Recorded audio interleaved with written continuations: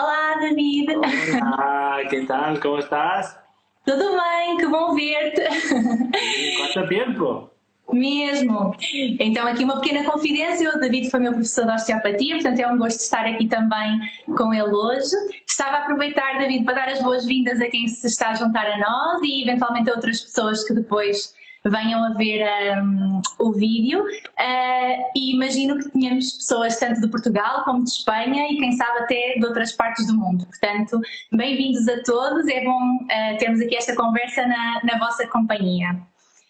Então, David, antes de mais, se calhar dar-te a conhecer aqui um bocadinho às pessoas que ainda não te conhecem, não é? E que podem estar a assistir. Não sei se nos queres falar um bocadinho então sobre o teu percurso profissional e enquadrar aqui de Itália também. Olha, estamos a dizer que temos aí gente de Itália, que bom.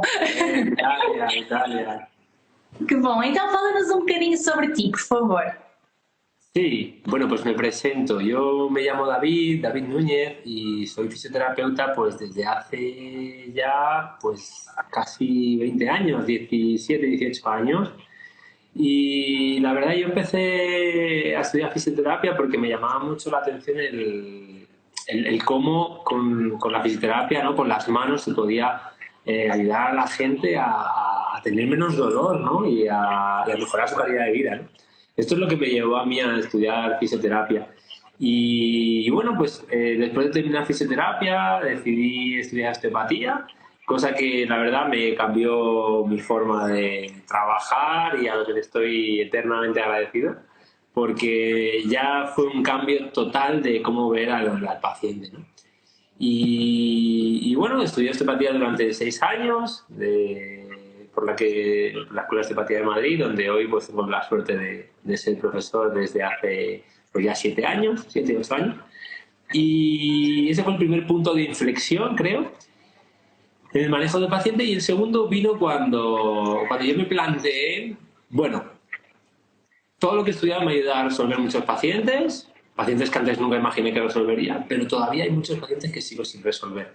Entonces decidí estudiar un máster sobre dolor en Madrid. Y bueno, pues empecé a estudiar un poco más sobre el sistema nervioso autónomo, a leer muchos artículos y a interesarme mucho más por realmente cómo funciona el dolor, ¿no? Y ese ha sido el segundo punto de inflexión en mi vida profesional, ¿no? Entonces, para mí, pues el dolor, el estudio, la comprensión del dolor, me parece una herramienta fundamental en nuestra práctica clínica. Entonces, ha sido un poco mi trayectoria hasta llegar aquí, ¿no? A esta charla contigo. Claro, e também por isso é que estamos a ter esta conversa, exatamente.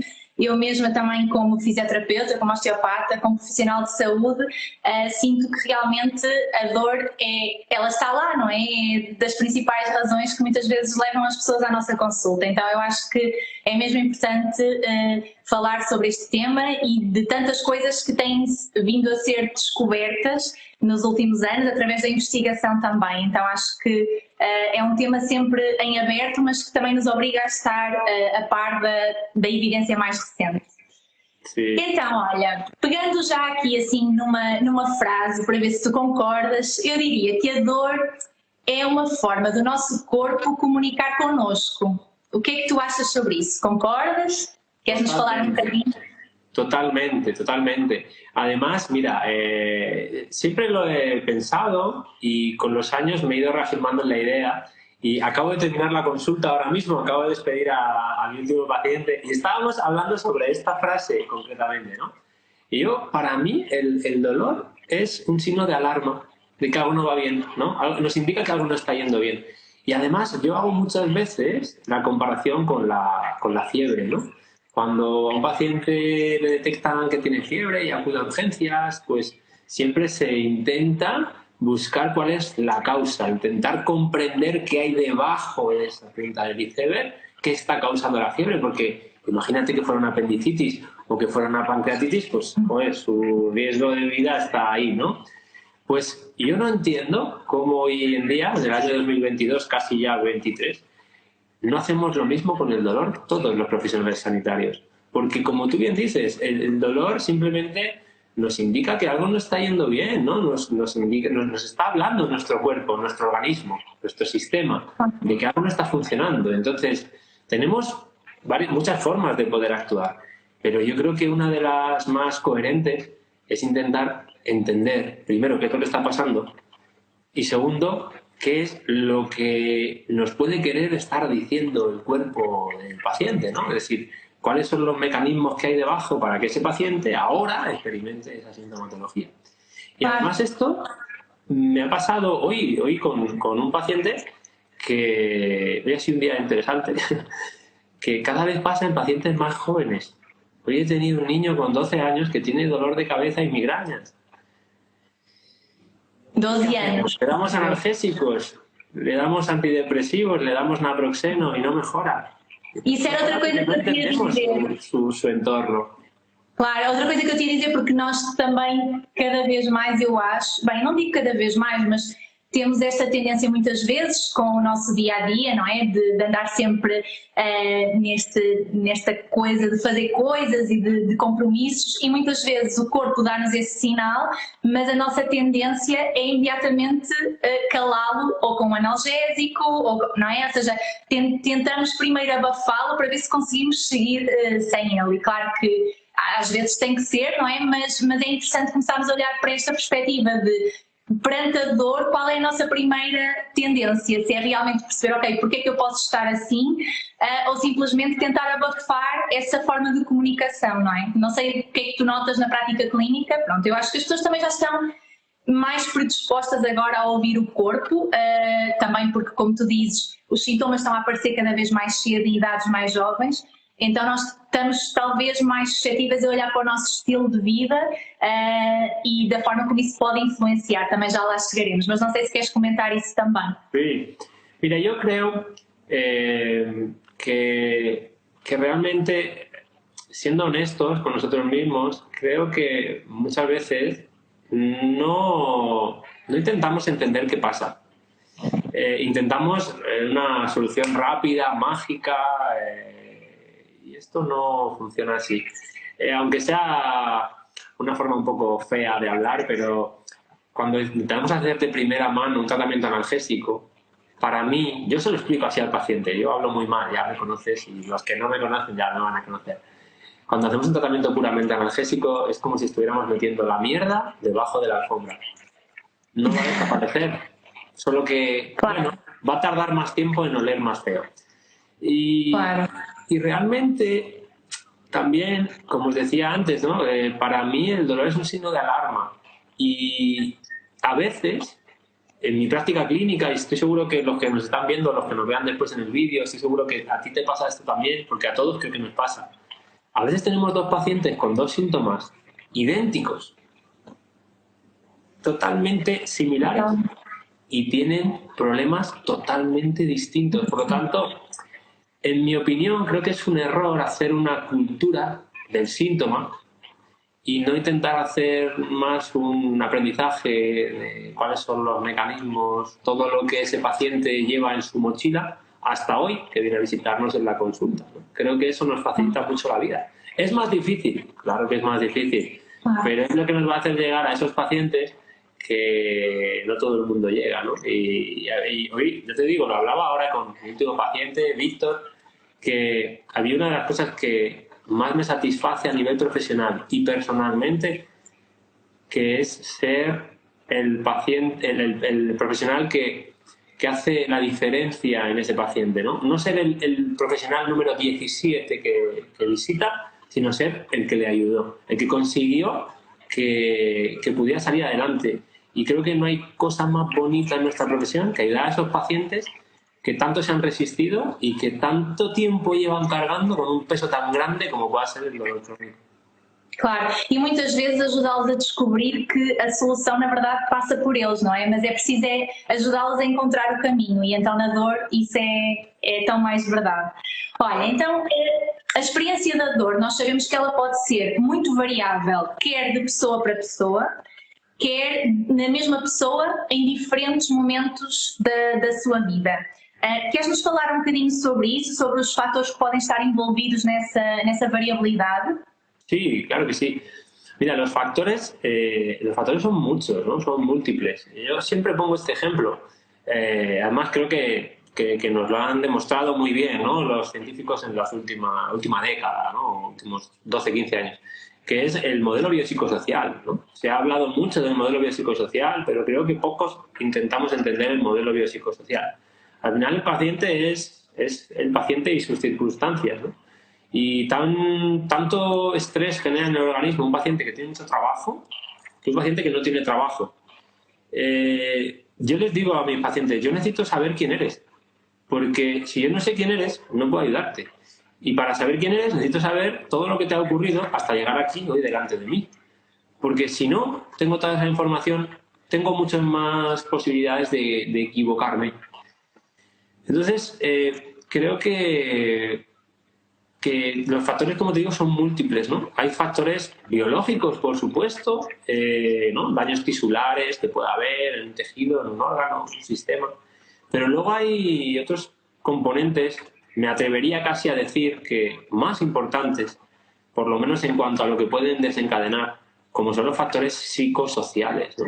Creo que lo hemos visto muy bien en la época del COVID, ¿no? Cuando hemos tenido más aislamiento social, hemos tenido las consultas con un montón de pacientes que no habían tenido síntomas nunca, jamás, y de repente un cambio en su entorno, en su escenario, ha empezado a desencadenar unos síntomas que jamás habían tenido. Por lo tanto, creo que el entorno, el paisaje en el que uno vive es al menos igual de importante y de definitivo que los tejidos que uno tiene. Claro, y además, en los últimos, el año 2021, la Asociación Internacional del Dolor, la IAS, se atrevió a definir un dolor que no se había definido hasta entonces, que seguro que los que me estáis escuchando tenéis pacientes en la cabeza que les han dicho, es que estás somatizando, no tienes nada. Me han dicho que no tengo nada y el paciente viene cabreado, oh, es que me han dicho que no tengo nada. Y yo le digo, oye, alégrate, porque lo que te han dicho es que no tienes un daño en el tejido. Ah, pero a mí me duele. Ah, sí. Entonces yo ya sé lo que tienes, le digo muchas veces. Ah, sí, ¿qué tienes? Y yo le digo, dolor. Y se quedan así como diciendo, este tío es idiota. No, tienes dolor, tienes dolor. Vamos a intentar sentarnos, conocernos y comprender por qué tienes dolor. Porque ese tipo de dolor donde no hay daño en el tejido, que se ha llamado nociplástico, es el dolor que presentan muchos de nuestros pacientes. No hay pruebas de imagen que digan que hay tal lesión. Las analíticas, los exámenes complementarios, está todo bien, pero el paciente tiene dolor. Por lo tanto, ahí hay un concepto, ¿no?, que hay que diferenciar, dos conceptos. Una cosa es el dolor y otra cosa es el daño en el tejido. Y una cosa es el dolor, otra cosa es la nocicepción, ¿no? Entonces, tenemos muchos pacientes de este tipo que no salen adelante porque los tratamos a todos iguales y todos no somos iguales, ¿no? E muitas vezes sentem-se inclusivamente um pouco abandonados, não é? Porque, então, mas os exames estão bem, eu continuo com dor, e às vezes até começam a questionar até que ponto é que é da cabeça deles, não é? E efetivamente é preciso chegar a estas pessoas e tentar ajudá-las a perceber o que se passa com elas, porque isso também faz parte do processo para conseguir seguir em frente, não é? Portanto, é de facto um desafio chegar a estas pessoas y conseguir darles algunas respuestas. Claro, y en ese proceso que tú estás diciendo hay una parte fundamental que es lo que ahora se han dedicado a llamar deep learning, ¿no? Que es que el paciente tiene que comprender lo que pasa. Tiene que comprender, además hay unos estudios muy interesantes que han visto que los pacientes lo entienden mejor cuando se les explica desde un punto de vista neurofisiológico que cuando se les explica desde un punto de vista mecánico. Entonces, es fundamental que el paciente comprenda lo que le pasa, porque es el primer punto para que empiece a haber cambios en su cerebro. Si no hay cambios en su cerebro, porque no entiende lo que le pasa, no va a haber respuesta distinta, ¿no? Decía Einstein que si quieres resultados distintos tienes que hacer cosas distintas, ¿no? Y si quieres, decía otro señor muy importante en la historia de la medicina, que se llama Hipócrates, que estoy leyendo dos frases que tengo aquí en mi consulta, las tengo aquí en la sala de espera y en otra consulta. Decía Hipócrates que si tú quieres ayudar a alguien a sanar, tienes que primero preguntarle si está dispuesto a renunciar a aquello a lo que le ha hecho enfermar. Entonces, debemos de comprender cuál es nuestra historia, porque si no, estamos perdidos. El proceso no va a cambiar, ¿no? Y vamos a ser terapeuta número 36 que visite el paciente. Claro. E para lhes podermos explicar isso de um ponto de vista neurofisiológico, claro que com palavras e com imagens que eles compreendam, é muito importante que nós, como profissionais de saúde, tenhamos esse processo também bem claro, não é? E depois consigamos transpor isso para a linguagem deles e usando os exemplos do dia a dia e a linguagem que lhes chega, porque isso também é um elemento importantíssimo. Nós muitas vezes refugiamos-nos na nossa linguagem científica, mas efetivamente temos pacientes que nos procuram que vão compreender, precisam dessa explicação, mas precisam também que ela seja dada de uma forma clara e de uma forma que eles consigam identificar. Isso também é um desafio. Claro, realmente, si lo hablamos desde un punto de vista súper científico, el paciente no lo va a entender. Claro. Nosotros tenemos que saberlo para luego poder trasladarlo, ¿no? Que es simplificarlo, claro. Eso es otro punto clave, ¿no? El saber llevarle la información al paciente y que la pueda comprender, porque yo puedo explicarlo muy bien, pero si el paciente no me entiende, me estoy dando contra la pared, literalmente. Não resulta abrir um livro de anatomia e ler aquela página com eles, não é? Temos mesmo que o ter claro. Olha, David, então tu já falaste um bocadinho na introdução, mas especificamente o tema da dor, porquê é que tu sentiste necessidade de o aprofundar? Foram, claro, alguns casos, imagina alguns casos clínicos que te estavam a chegar e que não tinham respostas. Houve assim mais alguma motivação ou o que é que tu encontraste de diferente? Não sei se queres falar um bocadinho sobre isso. Yo para mí, lo que a mí me hizo profundizar en eso son todos los casos que no he resuelto, ¿no?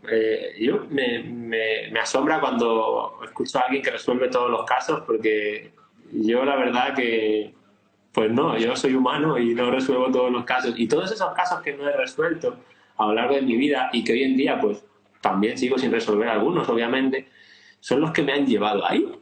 São os que ficam na cabeça, esses é um problema, não é? Nós ajudamos 10, mas ficamos a pensar naquele que não ajudamos. Exacto. Eso es muy nuestro, ¿no? Los fisioterapeutas. Y eso yo creo que es lo que nos hace andar, lo que nos hace aprender. El decir, vale, ya he podido ayudar a 15, pero hay 5 a las que no estoy sabiendo ayudar. Entonces, ¿qué estoy haciendo mal? ¿Qué me está faltando? Y a veces pensamos que somos nosotros. Y otras veces no, otras veces es el paciente. Pero eso el fracaso es lo que a mí me ha hecho, el fracaso en el manejo del dolor es lo que a mí me ha hecho decir, no, yo tengo que estudiar más, tengo que profundizar más en el dolor, en qué es el dolor, cómo se comporta, cómo funciona y cómo yo puedo entenderlo para con las herramientas que tengo, que ya os adelanto, tampoco hace falta gastarse un dinero increíble, no, hace falta 2 manos, una cabeza y un poquito de ganas de hacerlo bien para poder llegar a esos pacientes. A mí eso es lo que me ha hecho profundizar, ¿no? El fracaso de esos pacientes. Y me ha traído, pues con esfuerzo, pues, muy buenos resultados, ¿no? Todavía sigo teniendo fracasos. Y el día que no los tenga, tendré un problema, porque me pensaré que ya lo sé todo, ¿no? Y seguro que no sé todo. Claro, também não é um sítio bom para se estar. Olha, e como é que foi depois? Portanto, tu tiveste um mestrado em dor, certo? Um ano e meio, talvez, não sei, mais ou menos. Como é que foi a integração desse conhecimento, não é? Que também é um conhecimento muito teórico, na tua prática clínica? Pues lo integro al 100%, porque la verdad que el dolor tiene una dualidad, ¿no? Tiene un componente dual muy importante. No hablo del subjetivo y el objetivo, ¿no? Hablo del componente dual que tiene entre, que es una parte muy teórica, pero que realmente luego es nuestra práctica clínica más viva y más real, ¿no? Entonces, la única forma de poder integrarlo en la clínica es desmenuzarlo y estudiarlo y analizarlo, intentar comprenderlo. Para mí hay una cosa que ha hecho la diferencia a la hora de entender esto y llevarlo a mi clínica, que es comprender cómo funciona el sistema nervioso autónomo. Para mí eso ha sido fundamental. Y pensamos que sabemos cómo funciona, pero cuando uno se pone a estudiar te das cuenta de que no tienes mucha idea de cómo funciona, ¿no? Entonces, eso es lo que ha hecho que yo pueda, después de ese máster, ¿no?, que tú decías, de 1 año, año y medio, tan teórico, bueno, con mucha práctica también, ¿no?, en unidades multidisciplinares, en unidades del dolor, en hospitales importantes. Eso es lo que ha hecho que yo pueda, el sistema nervioso autónomo, que pueda llevarlo a mi práctica clínica. Entonces ha sido como un nexo perfecto de unión entre mi clínica y mi teoría, ¿no? Ha sido como ¡pac! Hemos encontrado ahí un poco la respuesta a un montón de preguntas que tenía sin resolver. Boa. E há assim algum tipo de pacientes onde tu sintas que tenha sido especial? Claro, há aqueles que a gente não conseguia dar tanta resposta, mas conseguias enumerar assim, claro que, como eu disse, a dor é a razão da maior parte das pessoas procurarem a nossa consulta e muitas vezes ela coexiste com um dano dos tecidos, mas muitas vezes não, como tu dizes. Então há algum tipo de pacientes que tu tenhas sentido que foi especialmente útil este conhecimento? Sí. Me ha sido útil con todos, pero sobre todo con los pacientes que todo el mundo llama crónicos, que es una palabra que cada vez me gusta menos, con los pacientes de larga evolución. Es con los pacientes que de verdad ha sido un antes y un después. Es donde creo que mejor encaja todo esto que estamos hablando, ¿no? Esos pacientes que llevan 10, 12, 15, 30, 40 a veces años con dolor. Creo que eso es lo que hace que realmente destaquemos como profesionales y nos convirtamos en, entre comillas, lo digo con toda la humildad, no lo digo por mí, lo digo por otros que yo he estudiado, en una referencia, ¿no? Como te decía, en no ser el profesional número 15 que visita al paciente, sino ser el profesional que ayuda al paciente. Entonces, los casos más claros para mí, los de dolor crónico.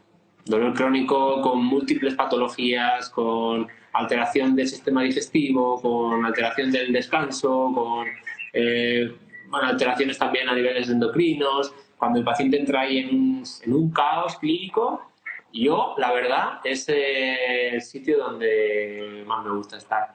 Para mí es como estar en Disney World, ¿no? Es como, wow, ese paciente este es mi paciente, ¿no? Este es el que solo es ganar, ¿no? Solo es... Seguro que lo voy a ayudar.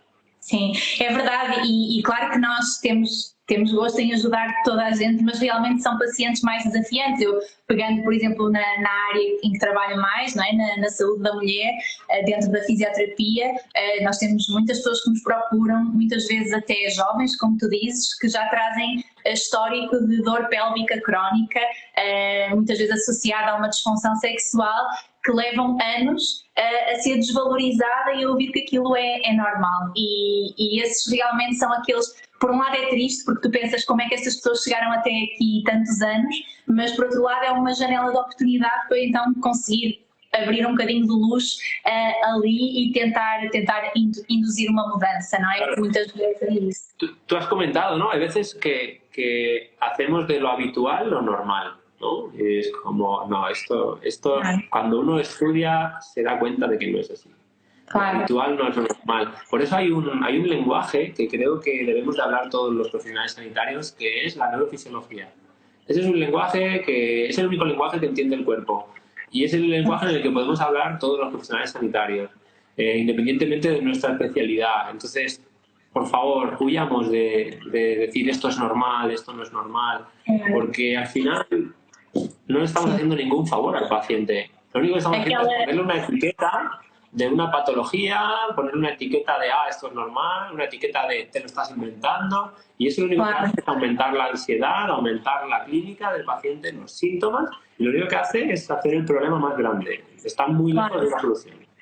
E muitas vezes é isto, é diferenciar o que é comum do que é normal, porque efetivamente não quer dizer que por ser frequente seja normal, não é? E nós tivemos, felizmente as coisas, eu vejo, vou dar um exemplo, que são a população com quem trabalho muito, que são mulheres no pós-parto, e felizmente agora as pessoas estão mais conscientes e também procuram mais respostas mesmo junto dos profissionais de saúde, mas eu tenho muitas mulheres que vejo agora na sequência de um segundo filho que me dizem, por exemplo, Diana, eu fiquei com dor na relação sexual após o primeiro parto e estive assim simplesmente ou até que desaparecesse durante meses ou continuo com ela. E isto é uma coisa que eu noto que felizmente as coisas estão a começar a mudar porque a informação também está a passar, mas é uma coisa que nos dias de hoje já não devia acontecer, não é? Eu acho que temos obrigação de fazer melhor com estas mulheres e com estas pessoas. Olha, Totalmente. então, Y aprovecho para decirte, como decías tú, ¿no? De lo normal muchas veces se hace lo habitual y esto no debe ser así. claro, Igual que también hay una cosa que a mí yo le llamo tirar mitos, ¿no? Los mitos que hay por ahí de la herencia genética. No, es que esto es normal porque yo lo he heredado, ¿no? Porque, y estoy recordando ahora una paciente que tengo por una migraña, que ella me decía, no, mira, pero es que yo tengo migraña y para mí eso es lo normal. ¿Y desde cuándo la tienes? Yo desde los 8 años. Oye, yo no conozco muchos niños con 8 años que tengan migrañas. ¿Cuántos años tienes? Tengo 40. Ah, muy bien, llevas 32 años con migraña. ¿Y te parece que es lo normal? Claro, para mí sí, me decía ella. Digo, ok. Claro, es que lo he heredado, me decía. No, este es el mito de los mitos. Es que lo he heredado porque mi mamá también tenía migrañas. No, por favor, no hay herencia, no hay gran cantidad de herencia genética en el dolor. claro. Pero se heredan factores sociofamiliares, se heredan conceptos, se heredan patrones de comportamiento, heredamos rutas neurológicas. Esto está publicado en la revista Pain en julio de este año. Heredamos rutas neurológicas, pero no heredamos un genoma. Aunque sí que hay un porcentaje muy pequeño, pero esto no es así. Entonces, Claro, ni no de lo justifica. normal podemos hacer lo habitual, ni de la herencia podemos explicar todo. No, Claro, esto no es claro. Não está tudo nos genes. Exato.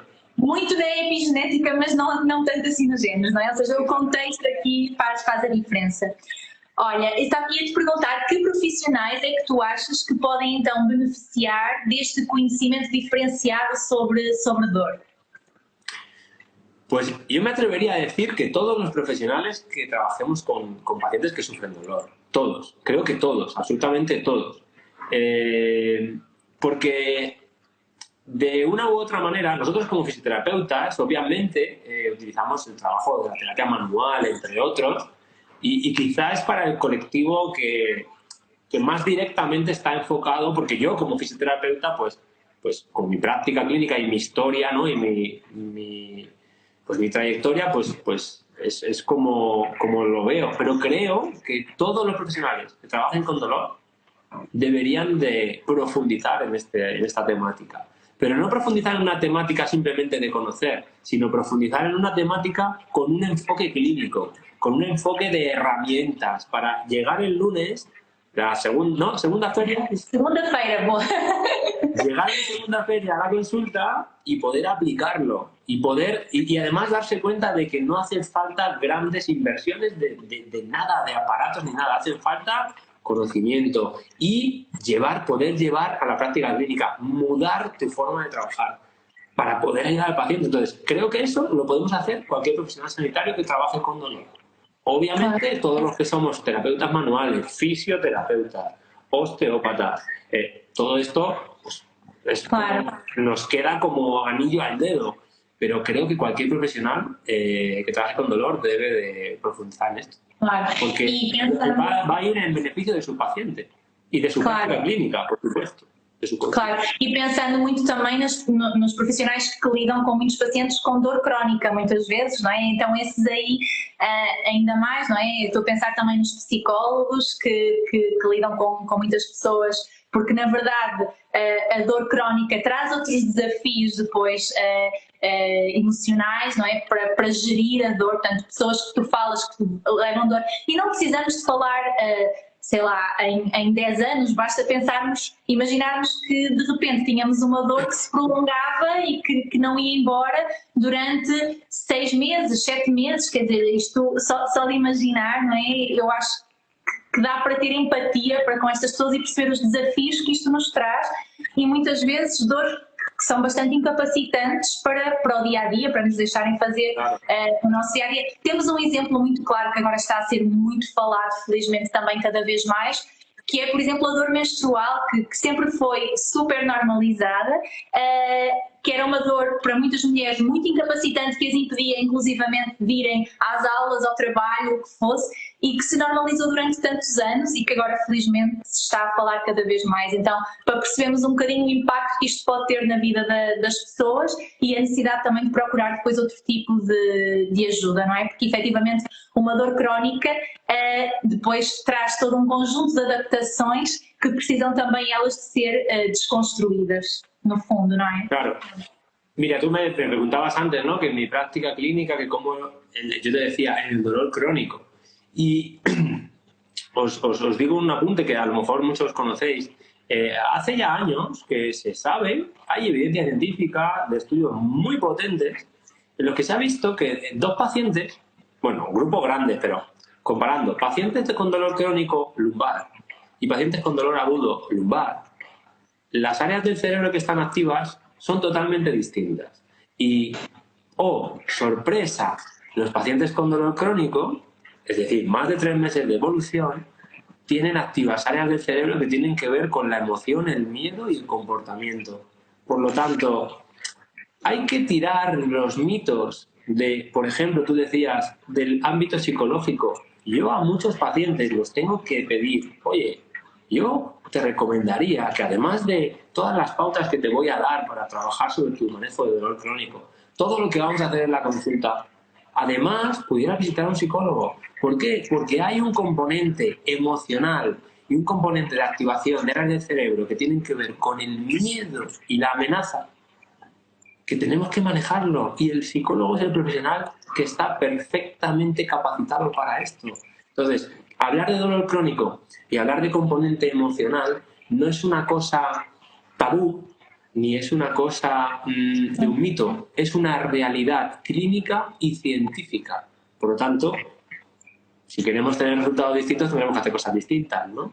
Verdade, verdade.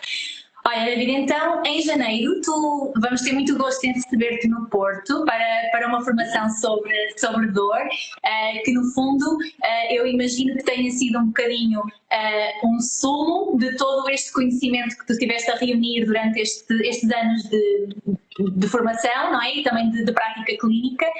E imagino que seja assim uma coisa bem digerida para nós conseguirmos de uma forma clara compreender e depois aplicar em prática clínica e explicar também então às pessoas que nos procuram. Queres-nos falar um bocadinho sobre esta formação?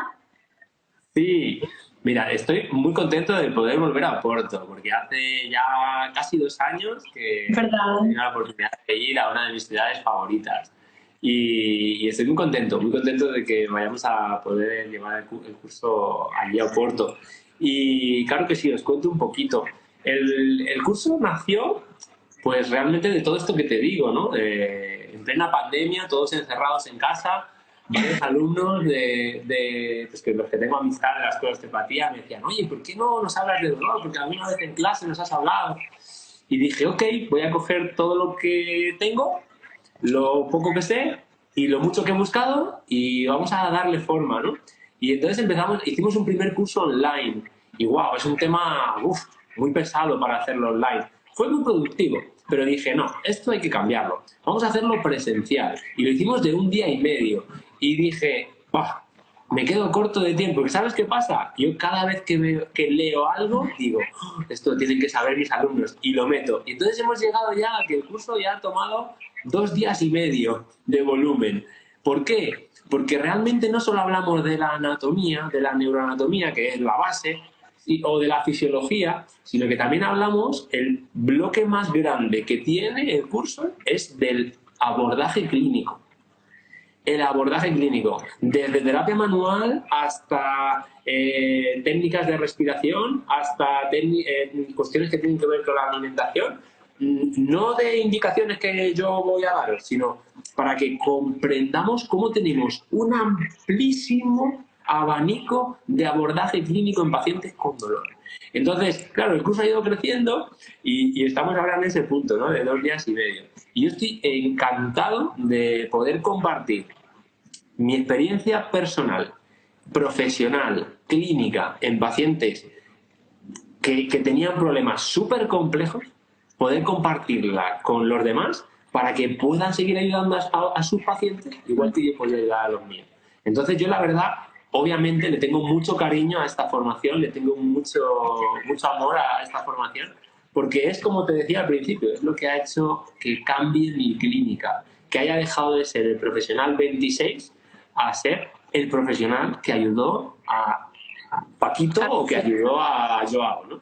Entonces, pues vamos a tener la oportunidad en enero no Porto de poder compartirlo com... E acho que vai ser muito bom. Vai ser muito bom também poder fazê-lo num grupo de profissionais de valências diferentes, porque são sempre formações muito ricas, trocar ideias com pessoas de outras profissões que trazem conhecimentos também do seu dia-a-dia, da sua experiência clínica e ajudam-nos muitas vezes a ter uma visão mais ampla também sobre a nossa própria prática, não é? Porque muitas vezes nós estamos fechados ali na nossa consulta ou tendemos a partilhar ideias muito com profissionais da mesma área e foge-nos um bocadinho esta abrangência de outros profissionais, que eu acho que faz toda a diferença depois para poder ajudar aquela pessoa, porque efetivamente as pessoas não vão precisar todas dos mesmos caminhos, irão chegar lá de formas diferentes e também compreender qual é aquilo que a pessoa está mais predisposta a seguir também nos ajuda a ser mais eficazes.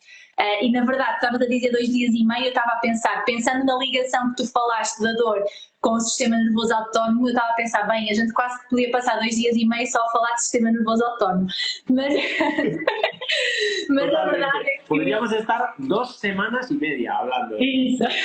Pero como tú decías antes, a pesar de que es un tema que nunca acaba, a pesar de que es un tema muy, muy intenso, yo lo he intentado dar una forma para que, como te decía, el lunes, segunda feria, puedas empezar a trabajar en tu clínica, vamos, de una forma totalmente holística, global y realmente amplísima, ¿no? O sea que está todo bien ordenadito para que quede lo que tiene que quedar, que es que cambie nuestra forma de entender y abordar el dolor. E dizer só a quem se queira juntar a esta formação que nós hoje deixámos-nos entusiasmar pela conversa. Eu já tenho 6 anos de experiência a ouvir espanhol, dos 6 anos de osteopatia, e consegui ir acompanhando, mas apesar da formação ser em espanhol, eu estarei lá também para ajudar quem não compreender também determinados conceitos, a fazer, claro, essa tradução necessária. O David também vai prometer falar mais devagarinho, que eu vou travando se for necessário. Tu estás que hablar muy despacio, lo sé. Tu quando entras em modo professor tens essa atenção. Eu acho que isto é a sensação de estar a conversar também entre amigos agora, felizmente, eu acho que é bom.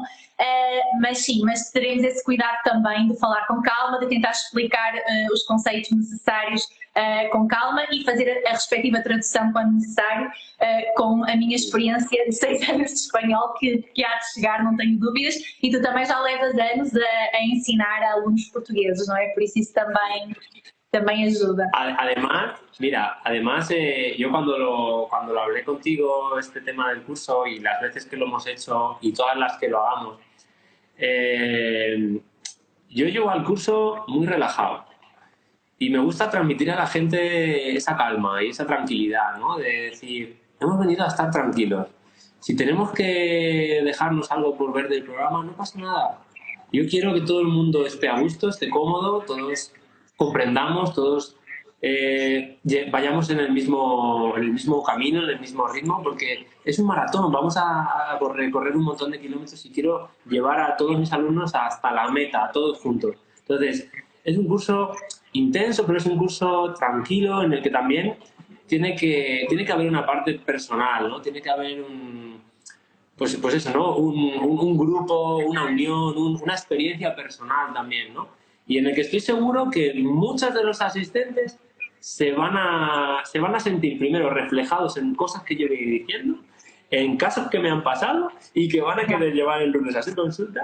Y además estoy seguro que también se van a llevar una bonita experiencia a nivel personal. Creo que el curso tiene esas 2 vertientes, ¿no? La clínica y la personal, porque nosotros también somos personas, ¿no? Y también tenemos pues, dolor y sistemas y, en fin, creo que va a ser una experiencia bonita. Vamos a pasar un buen fin de semana. Que bom!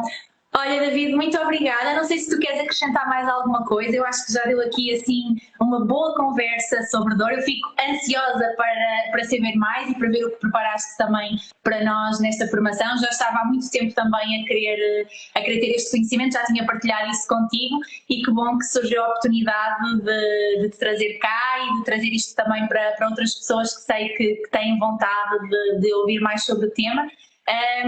Antes de finalizarmos, não sei só se queres acrescentar alguma coisa ou se nos despedimos. Pues nada, yo solo agradecerte pues esta charla porque, bueno, yo podría estar hablando de dolor hasta las tantas de la mañana, aunque ha sido simplemente una conversación entre amigos y nada, que tengo muchas ganas de que llegue la fecha, de que podamos vernos por allí y que, bueno, os animo a todos y a todas a que nos encontremos porque estoy seguro de que va a ser algo importante en vuestra formación, de que va a cambiar vuestro chip, vuestra forma de ver a vuestros pacientes y nada, bueno, no sé si alguien de los que están por aquí pues tiene alguna duda, alguna pregunta, si queréis que la resolvamos, pues fenomenal. Y si no, pues nada, encantado de poder verte, aunque sea por aquí, y aguardando que llegue pronto la fecha para poder estar allí en Oporto y compartir todo esto. Verdade. Eu vou só dar aqui um compassinho de espera a ver se chega alguma pergunta. Eu estive atenta durante o live a ver se havia assim alguma questão, embora isto tivesse sido mais em formato de entrevista, vocês estão sempre à vontade para perguntar.